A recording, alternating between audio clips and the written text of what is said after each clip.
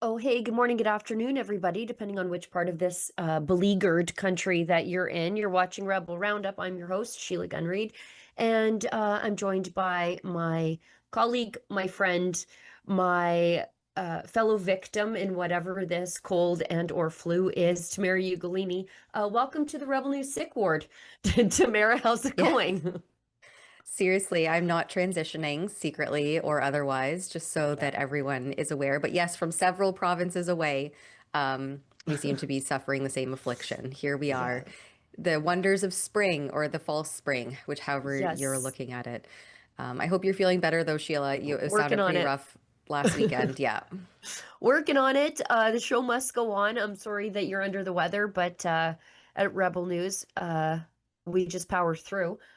We've got a lot of things to talk about, and we want to keep the show tight to just an hour today because Tamara's got things to do, and I've got a series of things to do before I get out the door and go to Westlock for the next stop on our Independence tour. If you're in or around the Westlock area, you can get details at independencetour.com. And I think we've got, no, I know we have one more event after that in Grand Prairie tomorrow night. And again, details are at independencetour.com. So let's tell everybody what we're doing around here, how they can get involved in the show. If you are watching us on Rumble, that's an excellent free speech, if I could actually speak, platform. They'll let you have your say, which is how we want it to be. They don't really care about your politics. So if you want to support our work over there, you can leave a Rumble rant. That's their paid chat. If it's over the $5 US cutoff, we're reading it on air. If it's under that, we do our very best to get to it, time permitting. Uh, if you are watching us on YouTube, their paid chat over there is called a super chat. Same rules apply. And if you are unable to watch the live version of the show, but you really want to support us because you love us and you want us to fight on another day, you can leave a paid comment called a super thanks. And I think that's it. Let's get into the news of the day. So, Carney has been, as I've said on the show here for the past couple of days, schizophrenic on Iran. First, he supports the strikes, then he's calling for a peaceful end to the strike, then he wants negotiations, then he's not sure if it complies with international law, whatever that is. And then now he says, well, maybe we'll get involved. How? I don't know. With what? I don't even know. Maybe some Chinese recruits to our military? God only knows. But anyways, uh, Mark Carney has a he's trying to explain his position on Iran, but I still don't know what his position is or what it will be in the next 90 minutes because every time he opens his mouth, it changes. So let's see his position at the moment in time that this video was recorded because surely it's different by now. But we absolutely stand by the fundamental principle that Iran should not be allowed to have a nuclear weapon and to continue to be a serial violator of international law. And these are not niceties. A serial violator of international law that is killing our citizens, that murders citizens by the thousands in these regions, that funds all that objective starts, and that's where we stand. Okay. So w- I don't understand how like 2 days ago he said, well, I'm not even sure if this complies with international law. And then now he says, well, Iran should not be allowed to get a nuclear weapon. So which one is it again? Yeah, and I guess Carney seems to be forgetting that he's the guy that's cozied us up to China And Iran? of Like, and we have all. IRGC radicals running around all over the place. Like, anyway. Yeah, and the Canada Border Services Agency has done very little, next to nothing, to actually track, monitor, find, deport any of these extremists. It's just open arms Canada. We diversity is our strength. Same old leader, same old ideologies that Justin Trudeau has become known for the last 10 years.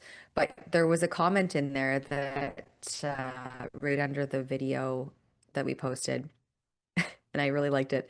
Wait, same Carney that aligns with the same China that backs and funds and equips Iran? Yes. Color me Yep. shocked. Yeah. This is the Yeah. same man actively deciding to disarm his own citizens and telling victims to just cooperate with criminals. Figured he'd be like Starmer. Yeah, I Yeah. think that pretty much nails it. Yeah. Can you just go back? Because the comment underneath that was kind of funny. Because that comment is actually my point. L. Britton says, I'm sure it's hard to keep your position, lies, straight when you're dealing with multiple interviews and people saying one thing here and another thing over there. Yeah. I still don't know what he thinks. Yeah, like I know what the Conservative Party thinks. I still have no clue what the Liberals think about this because we've got rogue and I don't know if they're rogue. They're just perhaps truthful. Liberal MPs running around saying this violates international law and how dare Trump do this? And then we've got Carney on the same day, sometimes even in the same interview, giving contrasting positions on the targeted airstrikes on Iran. I don't know. I I'm sure we would know exactly what Stephen Harper thought, you know? Like That's the I'm sure beautiful thing I love about conservatives. If they just say it straight, there's no yeah. like beating around the bush, trying to tiptoe around different things. It's just here's it straight. This is where we stand, Yeah. and that's it. Yeah. Why does it doesn't need to be so complex? And so this is what I was talking about earlier when I said then Carney goes on to say, well, maybe we'll participate. Okay, with what? The AF-18 that's sitting in pieces at the Cold Lake Air Base that they bought from the scrapyard in Australia. Like, what are we going to do? But anyways, let's go to Carney not ruling out Canadian participation in targeted airstrikes that earlier yesterday or maybe the day before he said were potentially illegal. So I don't know what's going on here. You've said that Canada will not participate in U.S. military action in Iran. So can you definitively say that's going to remain the case, even if hostilities broaden, escalate, or are prolonged? You've asked a fundamental hypothetical in a conflict that can spread very broadly. Today's events, recent events, point to that. So one can never categorically rule out participation. We will stand by our allies when it makes sense. There's a distinction Who's between that? the offensive actions that were taken and are being taken by the United States and Israel, that were taken by them without consultation with Canada, with other allies, and we're not party to those actions. But we will always defend Canadians. We will always stand by and defend our allies when called upon. We're not getting called upon. I just want to be clear about that. They're not calling upon us. Are we seeing what those modified F-35s are doing with in the hands of the Israeli military? Like they're blowing up warships. We can't participate in any meaningful way in anything. What is he talking about? Yeah, our rusty old military equipment that's decades overdue for being maintained or replaced. I mean, this comes after more than a decade of the military being underfunded and undercut by the woke ideologies of the Justin Trudeau and now Mark Carney Liberals, where they prioritize things like diversity, equity, and inclusion, Right. while excluding people who actually have merits and competency from building a robust militaristic capacity. Canada is in the dark ages, and it's seemingly an intentional sidelining of our competency under the guise of progressive ideology. To stand by our allies too. Who are those anymore? Right. Because Carney repeatedly got up on the world stage and said the old relationship that we have with the United States is effectively over. Dead. Multiple times, he said, just like straight up. Then he goes over and cozies up to China, gives this ridiculous speech at the Davos globalist gathering, passive aggressively calling out Trump and saying that the old world order, the old order is over. So what is he even talking about anymore? I mean, this guy's trying to shapeshift every which way, and is getting caught in talking out both sides of his mouth. Well, yeah, I'm glad you raised the point. Who exactly are our allies anymore? We broke up with the Americans for some reason, and Mark Carney said that he would recognize a Palestinian state as a reward for Hamas killing 3,000 Israelis in one attack. So, we don't consider these people our allies. I think that's wrong. I think we should. But if Mark Carney's the prime minister and he makes these decisions, good sir, who are our allies again? I don't know. Mm-hmm. I honestly don't know.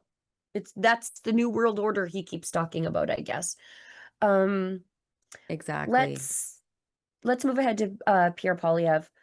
He actually knows, I think, who our at least political and trade allies are in the world, or who they should be. This is a video from Poilievre, and it's on his plan to fuel freedom for German allies while making Canada stronger at home. I haven't watched this, but I'm going to guess it's LNG and the freedom-affirming move to ramp up Canada's LNG production to offset Gazprom, Russian gas, which most of Europe is on, which fuels an ongoing conflict in Ukraine. So let's watch and see if I'm right. My government will use the constitutional and legal powers necessary to pre-permit right-of-ways for pipelines and LNG liquefaction terminals. We will override bureaucracies and other levels of government if needed to get projects approved and under construction.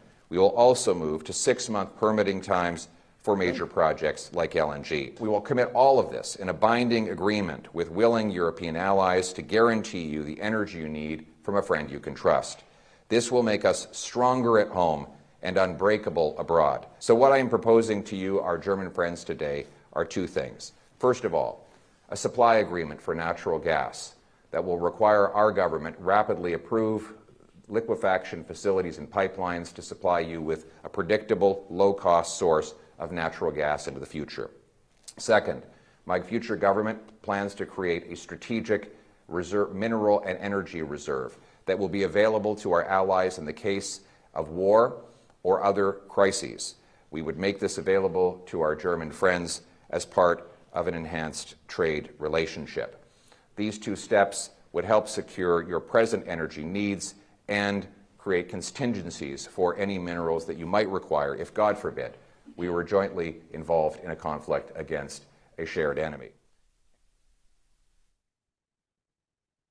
Yeah, I what is think that's the minerals. I mean, Canada is sitting on a swath of critical mineral stores.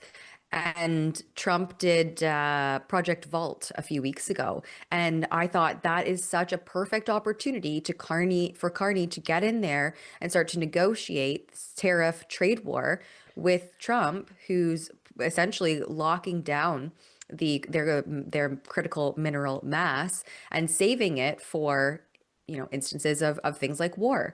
And I think that was a golden play on words, a golden opportunity for Carney to get in there and start negotiating and getting Canada in on a deal here. And what does he do? He just sits on his hands, makes no attempt, and then squanders taxpayer dollars off to who knows what, funneling into his Brookfield assets and little side gigs. But he's not doing anything to get Canada out of this tariff mess, and he's certainly not doing anything to capitalize or expand on our economy and our vast amount of resources, including critical minerals, throughout all of this. right. Mark Carney's been in charge for almost a year. What's been built? Like, what tangibly has been built? And I don't know if Poilievre remembers, but there's no business case for LNG for Germany, at least according to Justin Trudeau. That's what Justin Trudeau stood up and said, is there's no business case. He also told it to the Japanese at least twice. And instead they went and struck up deals with other countries, including the Americans, to get access to energy that doesn't involve Putin's Gazprom. We just are sitting on the sidelines with all these reserves in critical minerals and oil and gas, and we can't get anything to export. We are bound by having one non-domestic customer, and that is the Americans. And it's a disgrace. It's an absolute disgrace. And as Poilievre rightly points out, it makes the world far less safe. Right? You know, for everybody with their Ukrainian flag in their bio, who continues to vote Liberal, I want you to know, if you're watching right now, that you are funding the war on Ukraine by ensuring that Canadian natural gas does not have access to global markets. You are. You just should know that. But I don't think they can make those connections. Poilievre was in Europe, actually in the UK, to give a speech. And then he sat down with Trigonometry, which is one of the largest, well, I don't know if they're conservative, they're more libertarian or at least freedom-oriented podcasts in the UK. And when he went on there, he praised the Freedom Convoy. Well, I should hope so. They're the reason he's the leader, by the way, because they put the run on Erin O'Toole for not meeting with them.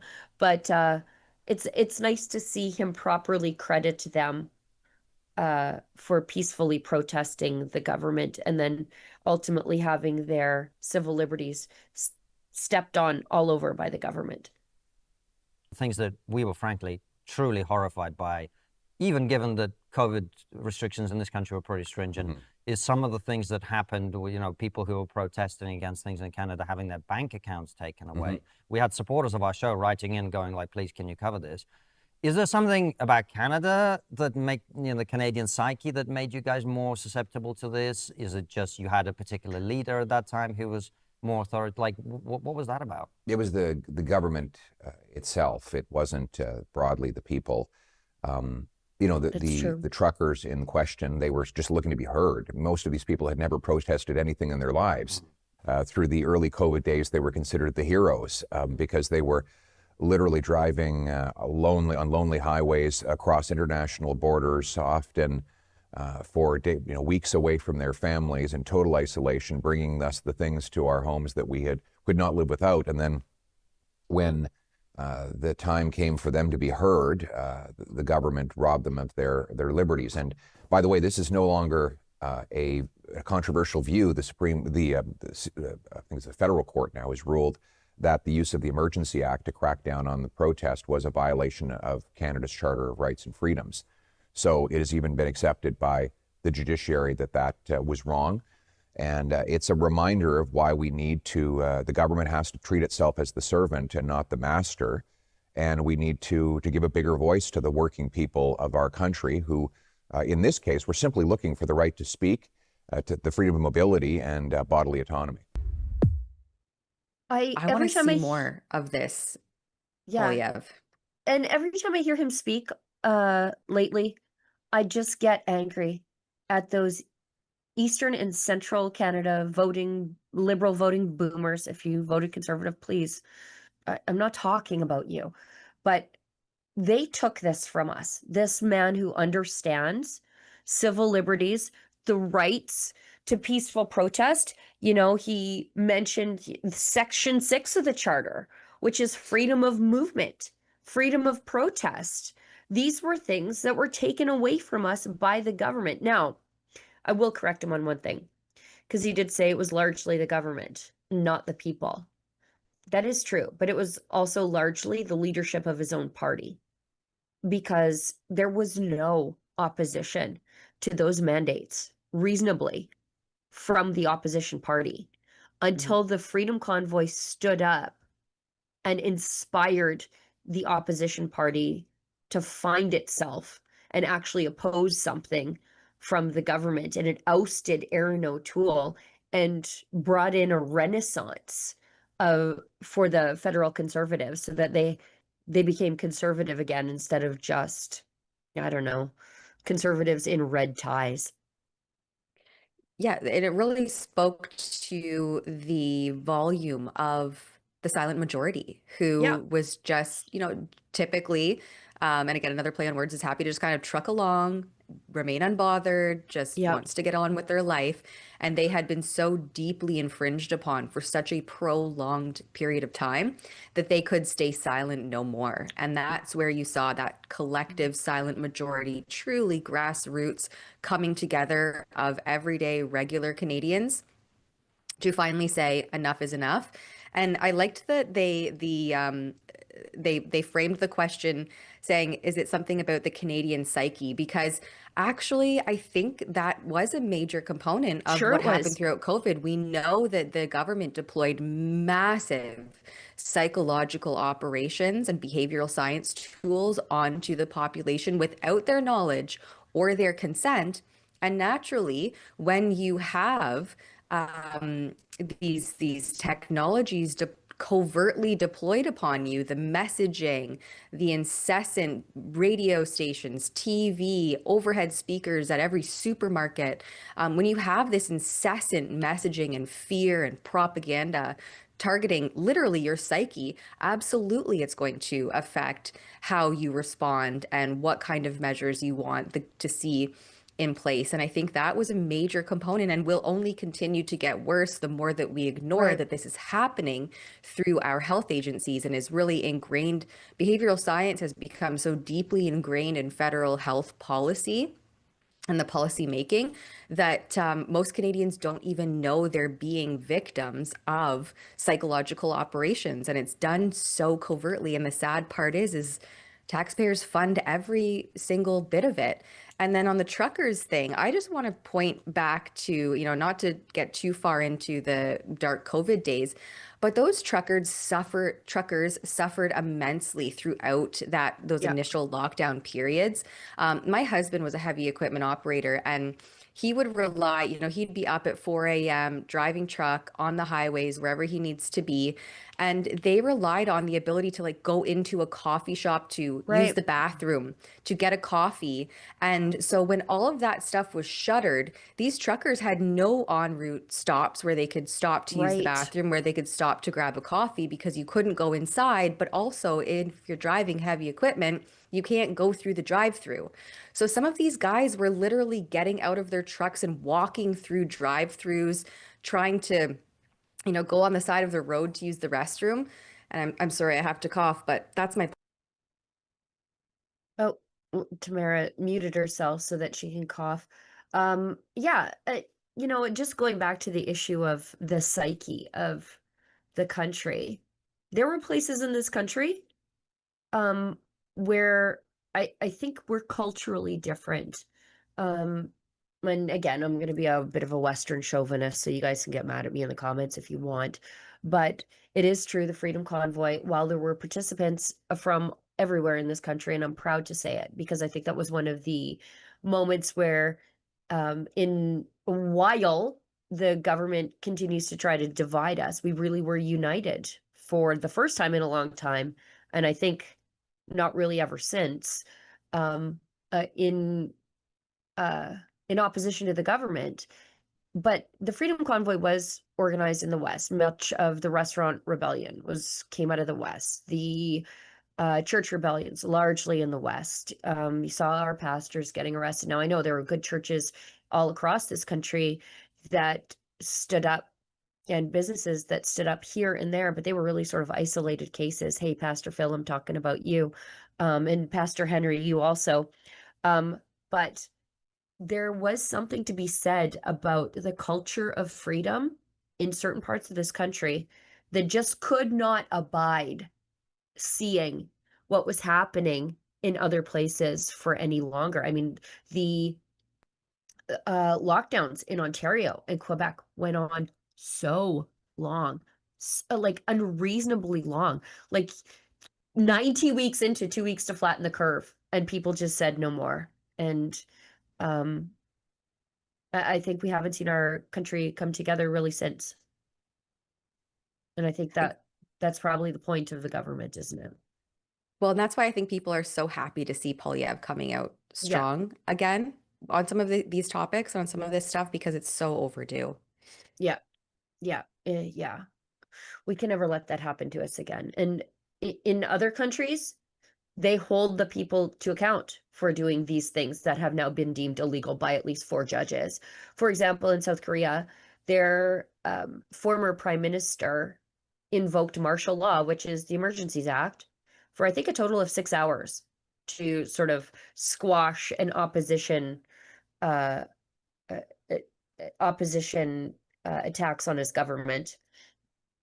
And he has just been found guilty of illegally using martial law to save his own government.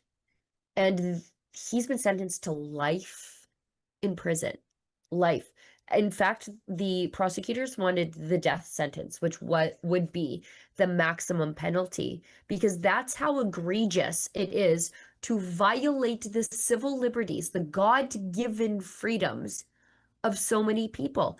It's akin to kidnapping, by the way. That's why certain American states take kidnapping so seriously, is because you are violating the life and liberty, of the individual by keeping them from exercising their life and liberty. So that's why in some states, like, you'll get life in prison for kidnapping.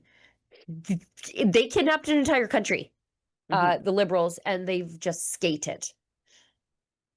Yeah, house arrest and also detainment, the COVID jails and the forced isolation, especially of children.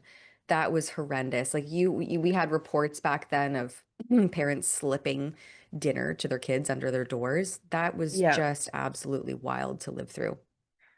Yeah, you know what's funny? I just got finally, just now, they're releasing access to information on quarantine sites from Public Health Agency of Canada.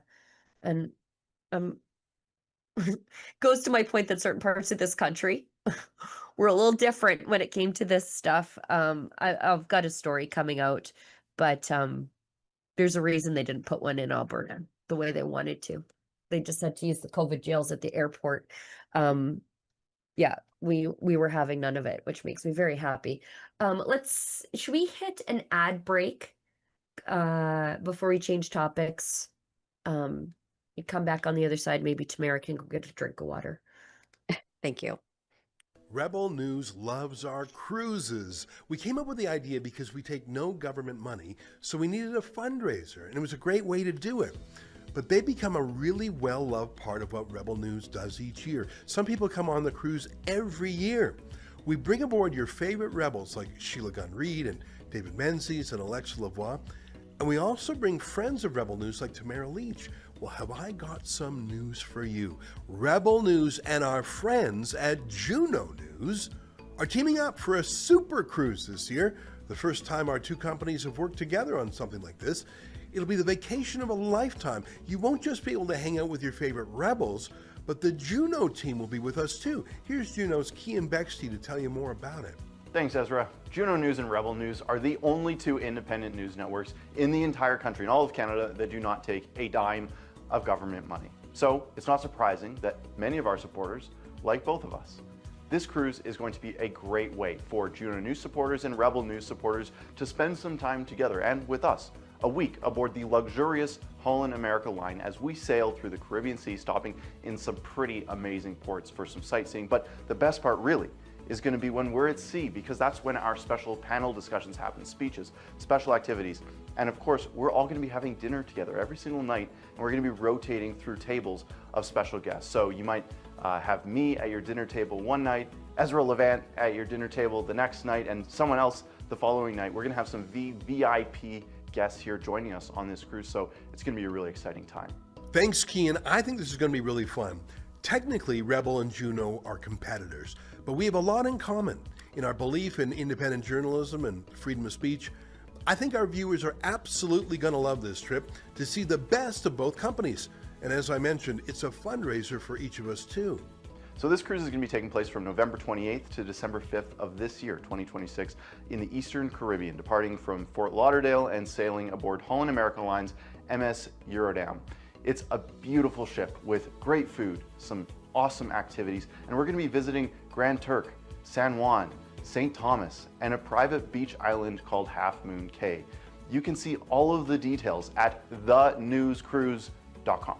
Thanks, Kian. This is the first time we're doing something like this, bringing Juno News and Rebel News journalists and fans together in person at sea for a full week of conversation, learning, relaxation, and fun. So head on over to thenewscruise.com for the vacation of a lifetime. That's thenewscruise.com. See you on the high seas. All right. We've got a quick message from our friends at the Wellness Company. The trickery about man-made spike proteins is how slowly and secretly they create long-lasting effects inside the body despite people feeling fine. In a new peer-reviewed study, researchers tested the blood of 34 women and men, all who received the Pfizer mRNA vaccine, and every one of them tested positive for micro blood clots circulating in their system. That's chilling. These are stubborn, hard to break down clots that have been linked to lingering symptoms in both the unvaccinated and vaccinated. So the obvious question becomes, how do we detox the spike proteins? Nattokinase, a natural enzyme, has been shown to dissolve up to 84% of micro blood clots within 2 hours in vitro. Even at lower amounts, it still reduced the number of clots, the intensity of the clot signal, and the overall clot size. What makes this even more important is that nattokinase has also been shown to break down the spike protein itself in vitro. This means it positively attacks the damage and the culprit simultaneously. No pharmaceutical therapy has shown this combined effect. This is why the Wellness Company created Ultimate Spike Detox. It is designed to support the body's natural ability to break down spike proteins and support healthy circulation. Head to twc.health/rebel and use the code REBEL to get 10% off. Again, that's twc.health/rebel and use the code REBEL to get 10% off. What a great product for people who had to take that vaccine unwillingly and against their better judgment as a vaccine against unemployment and not COVID, because I know there are many, many people who were forced to do that. They were forced to decide between feeding their family, paying their mortgage, or putting something in their body that they didn't want there. And so this offers some hope to people who worry about the lingering and lasting effects. Yeah, because thanks to trusting the science, we have not a lot of science on how to counter those adverse events that inevitably occurred to a growing segment of the population. Growing all the time. Yeah. Yes. I just wanted to read some of these super chats we got from the Carney segment earlier on in the show. Sofield gives $10. Sofield 10 gives $5. Thank you very much. For all the globalists/lefties out there yelling that America's campaign in Iran is illegal, au contraire, it is not illegal. It is undocumented. This is true.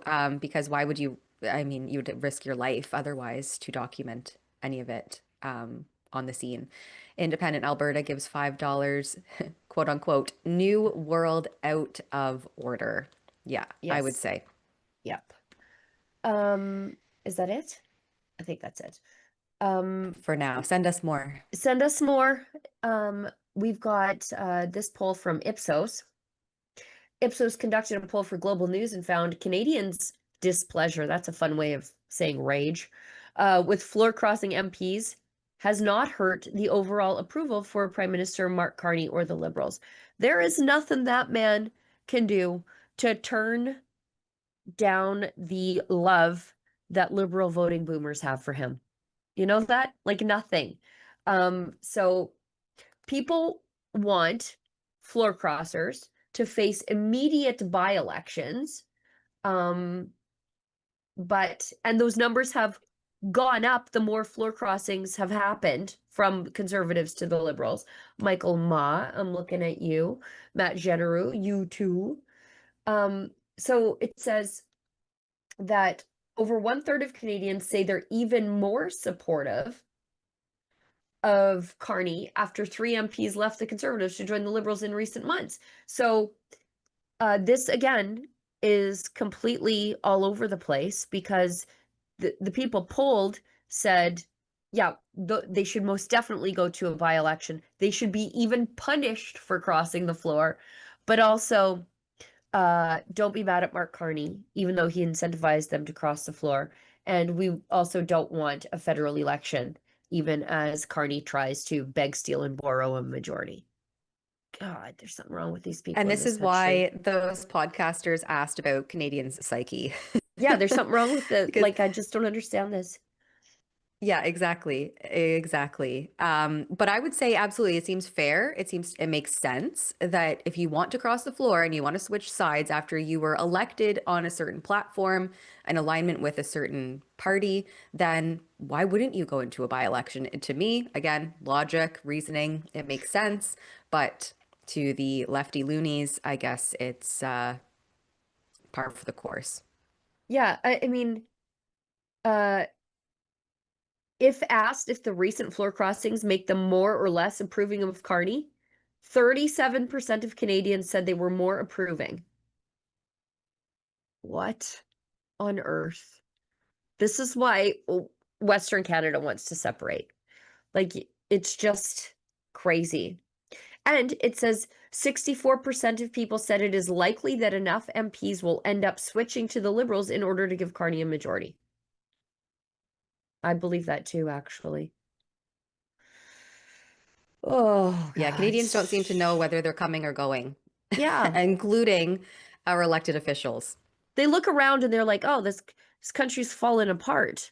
You know what we should do is just vote harder for the Liberals who have caused it to fall apart for the last 11 years. Doesn't make any sense. Get help, Canadians. I say that lovingly. Prime Minister Mark Carney on meeting Xi Jinping. There it is. Our new ally, Xi Jinping. Let's listen. It's interesting. The first time as Prime Minister that I met with President Xi, which was at the APEC summit in November, he chose to spend the first 10 plus minutes discussing how he wanted the personal interaction to be. And if I were to summarize, no surprises. If you really care about something, be clear. Don't lecture me. I mean, he didn't say it this way, but I interpret it. Don't lecture me in public. Bring issues to me directly. Then, I mean, there is some recognition, obviously, the responsibilities of democratic leaders to be transparent in public, but don't start in public and then try to backfill. So it's interesting. The first time as Prime Minister that I met with President Xi. Okay. What kind of, and I don't know what other word to use. What kind of cuck sits there and listens to some guy tell him how he's allowed to talk to him for 10 minutes without interjecting and saying, like, excuse me, I'm the Prime Minister of a country. Yeah. We're going to engage as two grown-ass men, and you're not going to tell me for 10 minutes how to talk to you, but he just sat there and took it for 10 minutes?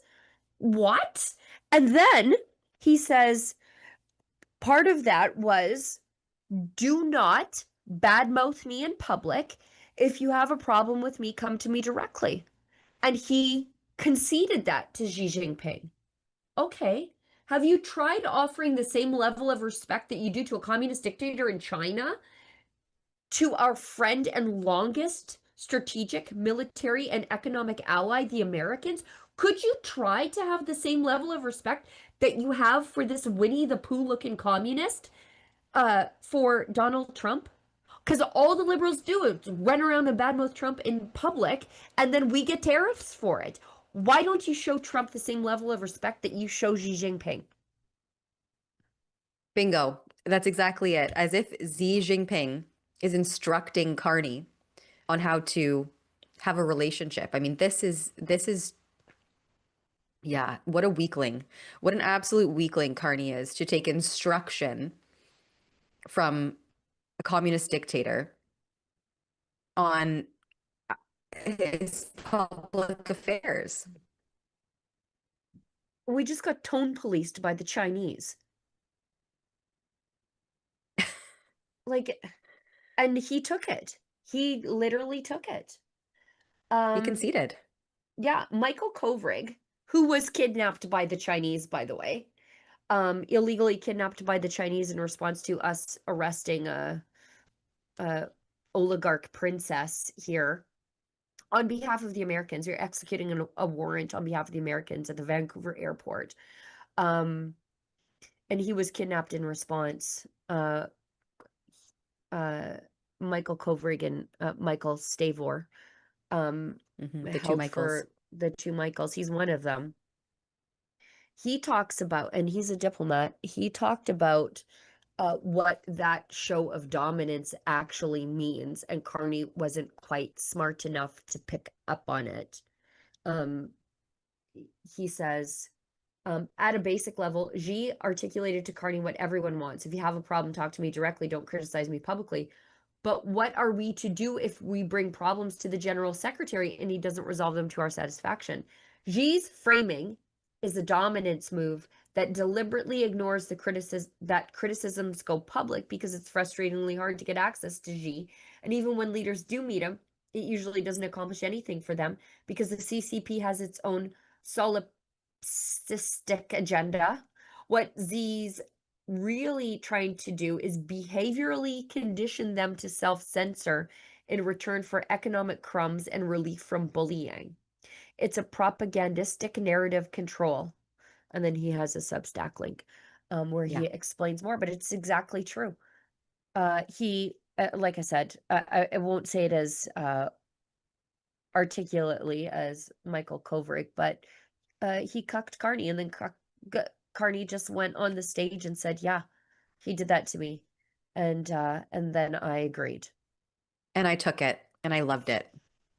Sick. All right. Do we want to touch on this Blacklocks one, or will we wait for a more fulsome? Yeah, Ezra's going to do a monologue on Report. it, but we can just breeze past it.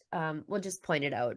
This from Blacklocks, they got the documents. We had the documents before, but then Ezra went to Davos, so we didn't get back to it. But we have the documents. We'll go through it in a more fulsome way. Ezra's going to have a monologue on it on the Ezra Levant show tonight. But Ezra was at the airport and he saw, I think, a security guard wearing a Palestine pin, and he tweeted about it. And then it caused a big kerfuffle down at the airport, as it should. And Holly and Doan over at Blacklocks, they have a story on it today. They launched an immediate search for this security guard, as they should. They also said that it needs to be addressed as soon as possible, and security officers need to remain professional. But what we know from our own documents, and again, I don't want to give too much away because Ezra's doing a story on this, they were less than professional when talking about us. Because we have all the records.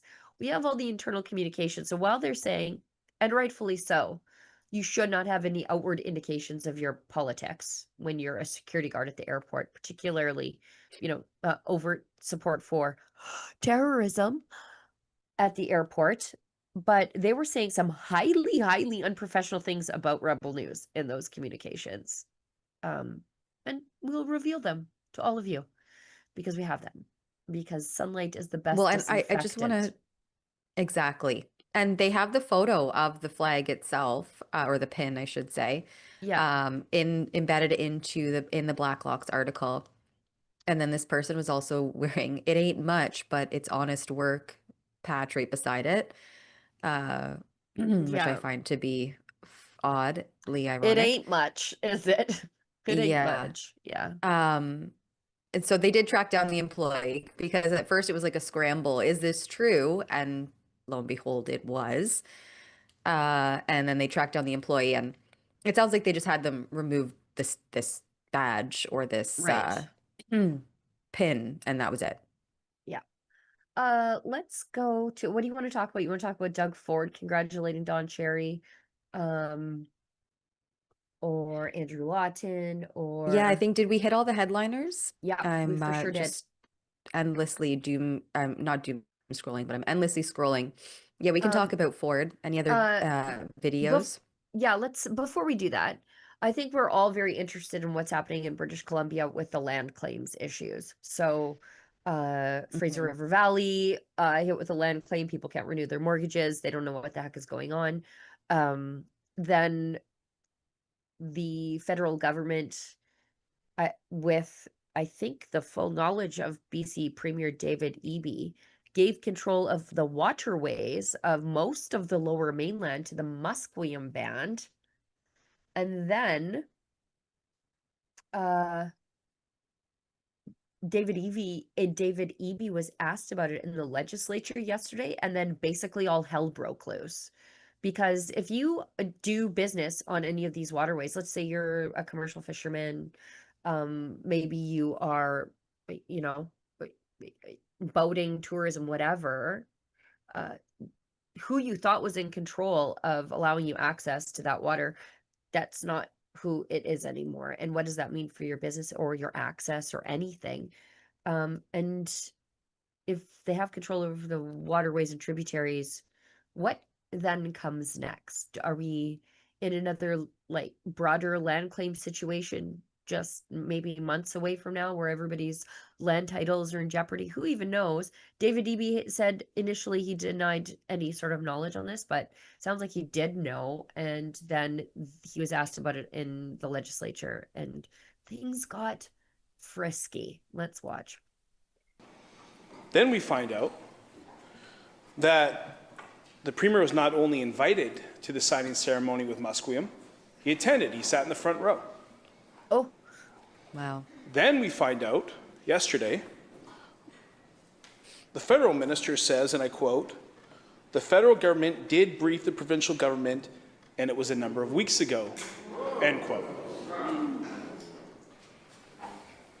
Mr. Speaker, I have a very simple but yet difficult question to this Premier, and I hope, well, I know the public's owed an answer. Is this government so incompetent on one of its most important files, or is this Premier, or is this Minister knowingly deceiving the public?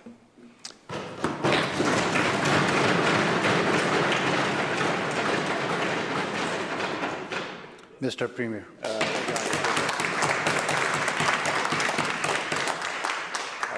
I had a call from Chief Sparrow in Musqueam yesterday. I want to thank the Chief for the call.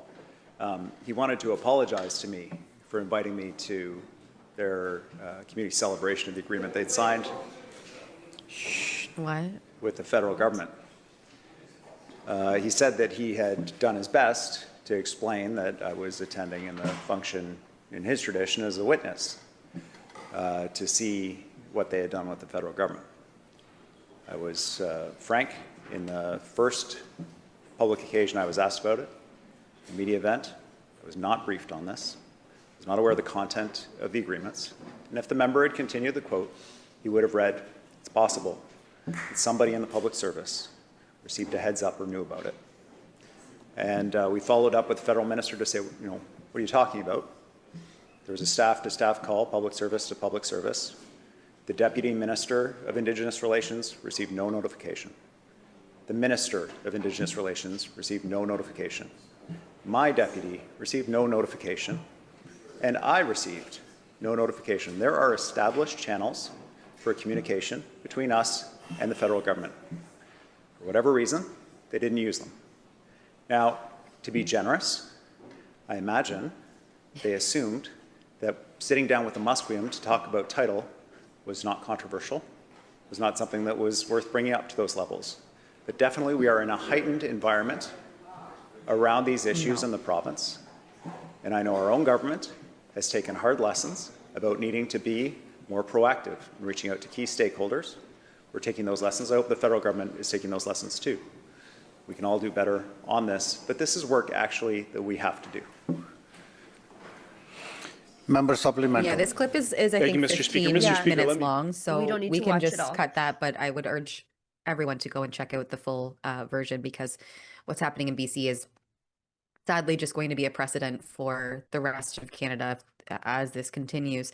But something that really shocked me there, they didn't think that this was appropriate to escalate to the proper channels, but I would say that's a clear indication that they're just trying to skirt freedom of information requests and access Well, to information responses about the communication. Because if you're not using proper government channels to communicate, well, then you can't get access to information on any of those documents because they otherwise won't exist. So there I think will be that's a blatant communications. skirting. Well, he did mention very specific communications, and I just made myself a note to file for those because David Eby is, I think, downplaying his knowledge of this. Oh, I was just invited to a Oh, yeah. celebration. You didn't ask why you were being invited? What you were being invited to? You just showed up? I don't believe that for a second. And I am going to get my hands on whatever communications are out there because I don't believe David Eby as far as I can throw him. And he's a big man, so I can't throw him very far. I don't believe his story whatsoever. I don't know how you sit in the front row of a ceremony and then don't claim any knowledge of the ceremony after the fact. That's absolute baloney for someone at his level. There would have been briefing notes uh, and talking points issued to him. Their handlers would have been engaged. Communications people would have been engaged. There's going to be a ton of communications, and I will get my hands on every single one just so I can prove he lied about one tiny little thing. But I know he lied about a lot. He's a Oh, liar. absolutely. And if body language is any indication, look how just completely deflated and like he's just hunched over. Yeah. He looks so deflated. And I mean, because he's been caught in Yeah. this lie, and this has sweeping implications for property rights and landowners in British Columbia. And it comes on the heels too. I'm not sure if it was discussed earlier this week where that recently that one British Columbia homeowner was denied their mortgage. Yeah. Yeah. And I think there's this is a couple instances now where there's been uncertainty around that, and it's all coming to fruition, Yep. and it's coming home to roost. And David Eby's, pretending like he's as caught off guard as everybody else, when it looks like no, in fact, he's been embedded in it since the beginning. Right. He not just embedded in it, celebrating it. He went to the celebration of this deal. Like if I objected to something, if I thought something was a bad idea, you wouldn't see me in the front row at the celebration of it. Like Absolutely. like it's just basic. Absolutely. And using personal channels to do it. Yeah, that seems weird. Yeah, skirting. That's okay. Mm-hmm. I'll file for everything that I can get my hands on. You want to talk about Don Cherry? This is good Doug Ford. Doug Ford does very few things that are good. We should really credit him when he does something that is good. And he is honoring Don Cherry in person on his appointment to the Order of Ontario. And he describes Don as a great Canadian patriot and a champion of our country, our province, and the game of hockey. So let's watch this. He does so few good things. Let's just watch and remember once in a while that he does have a shred of humanity inside of him. There's my champion. You just stay there, Don. How's my champion? Good to see you, my friend. It looks like $1 million. I'm so proud. You're getting the Order of Ontario. You're an icon to millions of Ontarians, but Canadians as well. No one's more deserving in this country than you. The most patriotic person I've ever met. Thank you, my friend. In the most I just Canadian, wonder where this was in I think it's Don's house. November of. Yeah. Well, no, I wonder where Doug Ford was in November of 2019 when Don Cherry Right. was fired over comments he made on Coach's Corner of what did he say exactly? Why can't they wear poppies? Yeah, you people should wear poppies. You people, And I think yes. everybody, generally. Generally, like everyone who lives in Canada or Right. otherwise is in Canada should wear a poppy in memory and remembrance and honor of those who made the ultimate sacrifice for the freedoms that we all enjoy in this once free country. And for simply saying those daringly honest words, Don Cherry was fired from his iconic position of Coach's Corner. And where was Doug Ford then? Yeah. And Canada's worst friend, Ron MacLean, whose career only exists because he was the sidekick to Don Cherry on Coach's Corner, threw him right under the bus. That man should not be able to walk in polite society without being heckled for the rest of his life. Just the pitiful, pitiful lack of principles that he has for someone who helped him along the way. Ron, I hope I never run into you in public. All right, our daily dose of cringe. We Yes, have let's do it. a clip here from Integrity TO of Chris Billinger. He's one of Olivia Chow's appointed members of the Toronto Police Services Board. This was from their meeting yesterday. And I can tease the audience that David Menzies was there, so a full report will be coming. But this is, I guess, the newly expanded land acknowledgement that they say now ahead of their meetings. Oh my God. Start the clock. Okay, go ahead. Thank you. Let's start this meeting in a good way by acknowledging that the City of Toronto exists on the traditional and treaty lands of the Mississaugas of the Credit First Nation, as affirmed through Treaty Number 13 of 1805, commonly known as the Toronto Purchase, and the Anishinaabe of the Williams Treaty of 1923. These treaties cover much of what is now the Greater Toronto Area, which covers the same lands where the Toronto Police Service and the Toronto Police Service Board operate today. In addition to the Mississaugas of the First Credit Nation, this land has also been the traditional and ancestral lands of the Anishinaabeg, such as the Chippewas, the Haudenosaunee, and the Wendat peoples. Today, this land is home to many First Nations, Inuit, and Métis community members, people who live, grow, and raise future generations here, continuing deep connections with the land that stretch back thousands of years. As a board and service operating on treaty land, we must act within the spirit and intent of these agreements, ensuring that our work reflects the values of respect, reciprocity, and the reconciliation that they represent. I'd also like to make a number of additional comments. First of all is to recognize Lent and Ramadan as we mark the sacred. Oh my God, Yeah, at it least they continues. recognize Lent. I think it's like 3 minutes long. Like he does the land acknowledgement and then it's like, okay, meeting over. We don't have time for anything else. Everybody go home.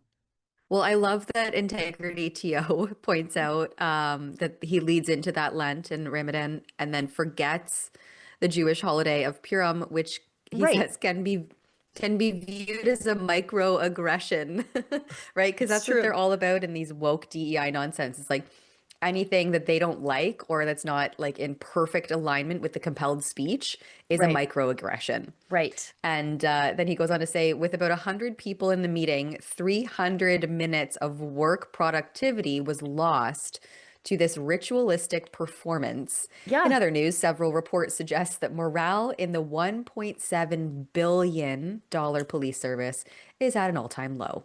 I imagine Do so. you think? I imagine so. Like the city is turning into a war zone. You have real issues in Toronto, but 3 minutes are dedicated of every meeting is dedicated to this performative self-flagellation of the colonizer. I don't get it. It has to stop. Has to Yeah. stop. Look at BC. Don't do this. Mhm, mhm. I'm gonna do this ad read, and then I think we have a couple of chats, and then we'll sign off because Tamara's dying.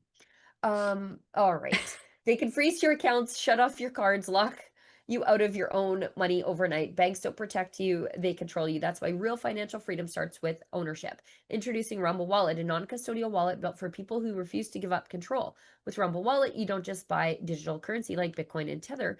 You can own Tether Gold, real gold on the blockchain. Through Tether Gold, you get direct ownership of physical gold bars, each one fully allocated, verifiable by serial number, purity, and weight.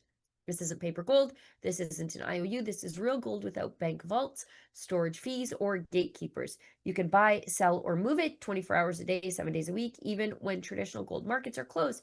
And if you want, Tether Gold can be redeemed for physical gold. That's power. And when you support creators on Rumble, you can tip them directly using Rumble Wallet, peer-to-peer and outside of the banking system. No permissions, no middlemen, no cancel button. This wallet is yours forever. Again, that's Rumble Wallet. All right, I think we have one more chat to get to. Is that right, Olivia? From Silverfeet? From Silverfeet 1280 gives us $5 and says, do you think that the BC land back to the indigenous is just a way for China to then buy that land and also take control over the waterways? I think you're overcomplicating it. China is already there.